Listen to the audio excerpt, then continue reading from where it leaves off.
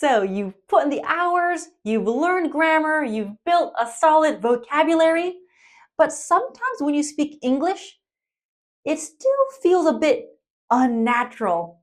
That's very normal. Often it's not about grammar or vocabulary. It's about the small, everyday phrases native speakers use without thinking.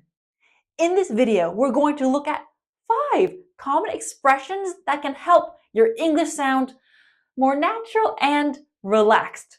Today is not about memorizing long lists. My name's Arnel. Let's start.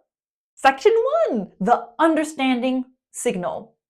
All right, first situation, someone explains something to you.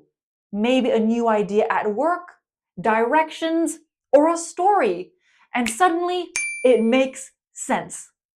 A common response might be, I understand now. That's completely correct. But here's another natural option. Oh, I see what you mean. Let's break this down. In English, when we say break it down, we mean make it smaller. Put it into little pieces. Oh, shows your surprise. I see is an informal way to say, I understand. And what you mean is your explanation. I see what you mean is I understand your explanation. Let's do more examples. Oh, I see what you mean. That makes sense now. Oh, I see what you mean. I was doing it wrong. Oh, I see what you mean. Thanks for explaining. Oh, I see what you mean. That's actually simple. Let's try it together. Repeat after me. Oh, I see what you mean. Now, a bit faster. Oh, I see what you mean. To help you practice all of these phrases, you can download extra conversations. Tip 1. Read each mini conversation out loud. Tip 2. Record yourself for extra practice. You can easily download this PDF with the link in the video description. You know what I love to say? Practice makes progress.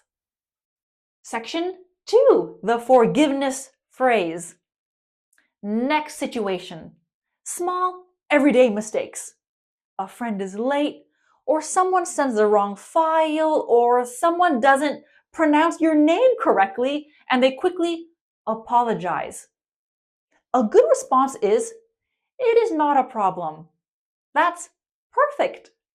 But again, here's another natural phrase. No worries, it happens. Let's look at this. Let's break it down. No worries means do not worry.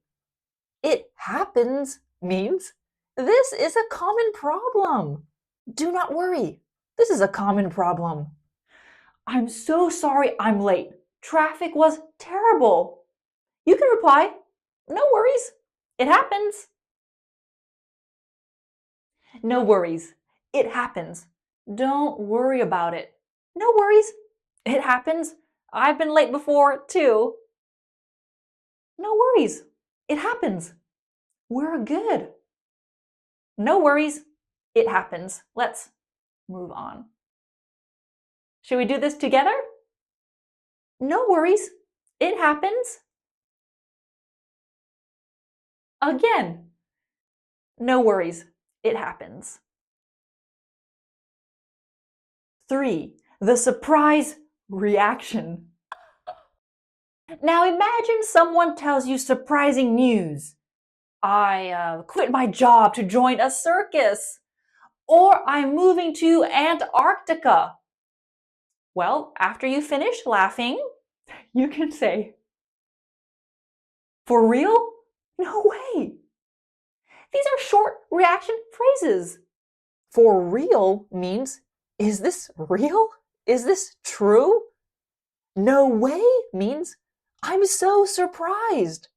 So with this phrase, you are saying, is this real? I'm so surprised.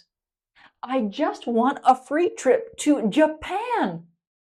You can say, for real? No way, that's amazing. For real? No way, are you serious? For real? No way, that's unbelievable. You're joking. That's amazing news. Let's try this together. For real? No way. For real? No way. Now, let's look at how to make statements sound more natural and less direct. Instead of saying things like, I am tired, I'm hungry, you can soften it like this. I'm kinda tired. You? I'm kinda hungry. You? Let's break it down. Kinda makes your statement a bit softer and more casual.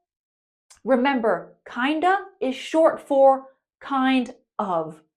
It means the same as sort of, which means a little bit. Kinda and sorta are not written words. This is just how you pronounce them. When you write something, please write kind of, sort of.